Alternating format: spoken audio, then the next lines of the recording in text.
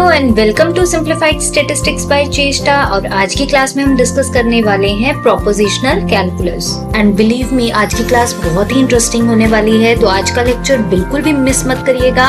और पुरानी वीडियोस का लिंक आपको डिस्क्रिप्शन में मिल जाएगा। तो चलिए स्टार्ट करते हैं आज का लेक्चर। और हाँ, अगर आप चैनल पे न्यू हैं तो चैनल को लाइक, शेयर और सब्सक्राइब करना मत भूलिएगा। So let's start.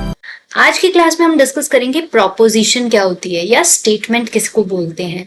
अब देखो, प्रोपोजिशन और स्टेटमेंट क्या होती है। प्रोपोजिशन एक ऐसी स्टेटमेंट होती है जो या तो ट्रू होगी या फिर फॉल्स होगी। प्रोपोजिशन एक डिक्लेरेटिव सेंटेंस की फॉर्म में आपको दिया हुआ होता है और आपको ये पता लगाना होता है कि क्या ये ट्रू है या ये फॉल्स है।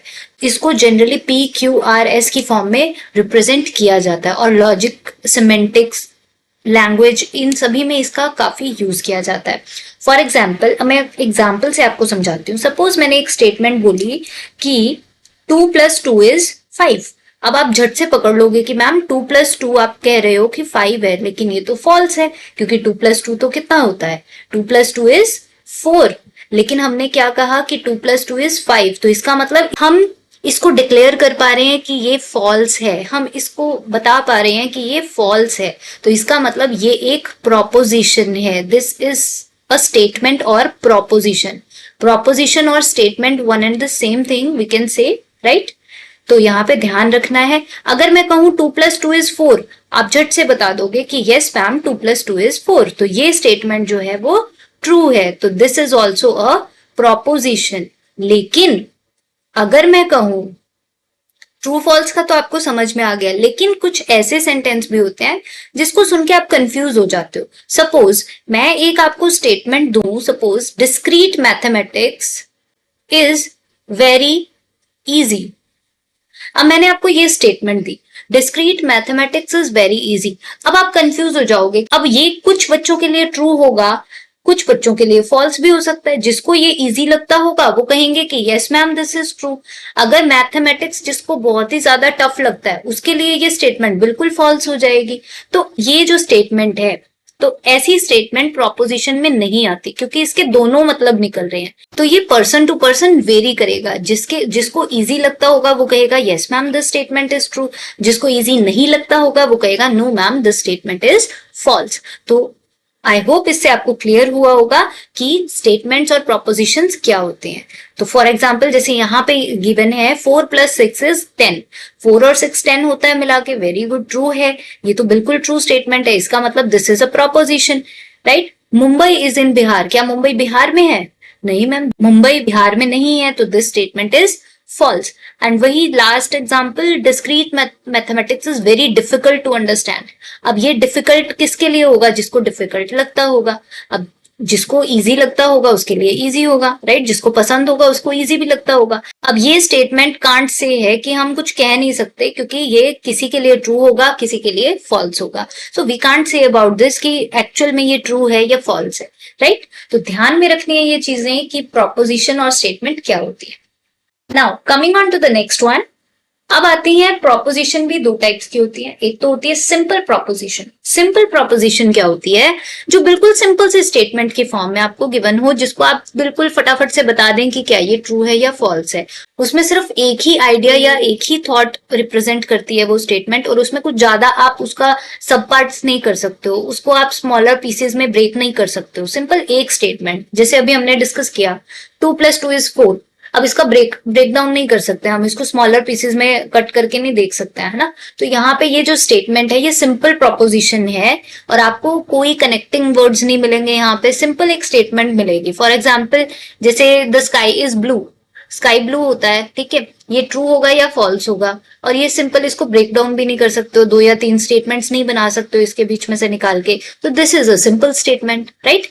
For example, sun rises in the east. अब देखो, सन जो है ईस्ट में निकलता है, ट्रू है, ठीक है। और सिंगल स्टेटमेंट है, इसमें कोई मिक्सअप नहीं किया हुआ, सिर्फ एक थॉट को रिप्रेजेंट कर रहा है, सिंगल आइडिया को रिप्रेजेंट कर रहा है कि sun rises in the east, बिल्कुल ट्रू है।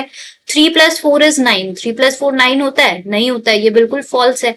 एक स्टेटमेंट रिप्रेजेंट कर रहा है, इसके सब पार्ट्स आप नहीं कर सकते हो, है ना। तो this is a simple proposition. तो सिंपल प्रोपोजिशन में सिर्फ एक ही स्टेटमेंट को आपको जज करना है कि क्या ये ट्रू है या फॉल्स है। Coming on to the next one, this is compound proposition. अब कंपाउंड प्रोपोजिशन का मतलब क्या होता है? जब दो या दो से ज्यादा सिंपल स्टेटमेंट्स कंबाइन होके आपको मिल जाएं, वहां पे उसको बोलते हैं कंपाउंड प्रोपोजिशन। दो या दो से ज्यादा स्टेटमेंट किसी भी कनेक्टर से जुड़ी हुई हो, suppose 2 + 2 is 4 and 2 × 3 = 6।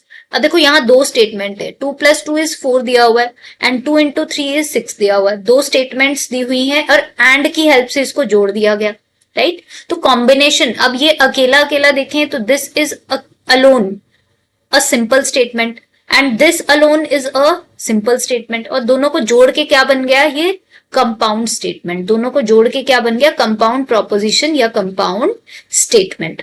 Connectors use करोगे उनको जोड़ने के लिए, ठीक है? लाइक एंड हो गया, और हो गया, इफ देन हो गया, इस तरीके से कई सारे कनेक्टर्स आप यूज करते हो, ठीक है? फॉर एग्जाम्पल, एक एग्जाम्पल लेते हैं। For example, if you study from simplified statistics by Cheshta then you will get good marks.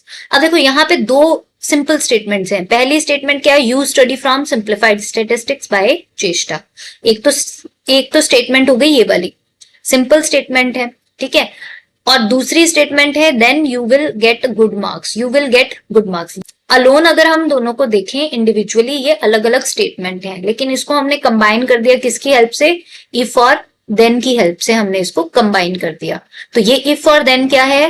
Connective and, और ये पूरी मिला के क्या हुई? Compound statement. पूरी मिला के क्या बन गई? कंपाउंड स्टेटमेंट या कंपाउंड प्रोपोजिशन, ठीक है? दूसरा एग्जाम्पल देखो, the sun rises in the east and sets in the west. अब यहाँ पे अलोन अगर हम देखें, ये अलग स्टेटमेंट है, राइजेस इन द ईस्ट अलग statement, sets in the west अलग स्टेटमेंट, और इसको कनेक्ट किसकी हेल्प से कर दिया? एंड की हेल्प से, दोनों को कंबाइन कर दिया, ठीक है? तो यहाँ पे एंड क्या हुआ? आपका कनेक्टिव, और ये पूरी मिला के क्या बनी? Compound statement, right? तो आई होप ये आपको क्लियर हुआ होगा, right? Last one is truth value. अब देखो ट्रूथ वैल्यू क्या होती है? अगर कोई स्टेटमेंट ट्रू है तो उसकी एक ट्रूथ वैल्यू हम दे देते हैं, अगर कोई स्टेटमेंट फॉल्स है तो उसको हम एक वैल्यू दे देते हैं, तो उसी वैल्यू को ट्रूथ वैल्यू बोलते हैं। अगर कोई स्टेटमेंट ट्रू होती है तो हम उसको या तो टी करके रिप्रेजेंट करते हैं या फिर बाइनरी कोड में उसको वन की हेल्प से मार्क करते हैं, ठीक है? अगर कोई स्टेटमेंट फॉल्स होती है तो उसको या तो एफ करके मार्क करते हो या फिर उसको नंबर दे देते हो 0, right? For example, 6 is greater than 4। क्या 6 जो है ग्रेटर देन 4 है? बिल्कुल है, ट्रू है। ट्रू है तो आप इसको न्यूमेरिकल वैल्यू क्या दे दोगे? 1। और 15 इज प्राइम। 15 जो है वो क्या प्राइम नंबर है? 15 नहीं है, फॉल्स है ये। तो फॉल्स है तो आप क्या करोगे? इसको 0 वैल्यू दे दोगे, राइट? तो इसको बोलते हैं ट्रूथ वैल्यू। नेक्स्ट क्लास में हम डिस्कस करेंगे कनेक्टिव्स क्या होते हैं, ये हम डिस्कस करेंगे। तो आई होप ये कंसेप्ट्स आपको क्लियर हुए होंगे। Thank you for watching this video. अगर वीडियो पसंद आई हो तो लाइक, शेयर, सब्सक्राइब जरूर करिएगा। And for more video stay tuned with simplified statistics by Cheshta. Thank you for watching.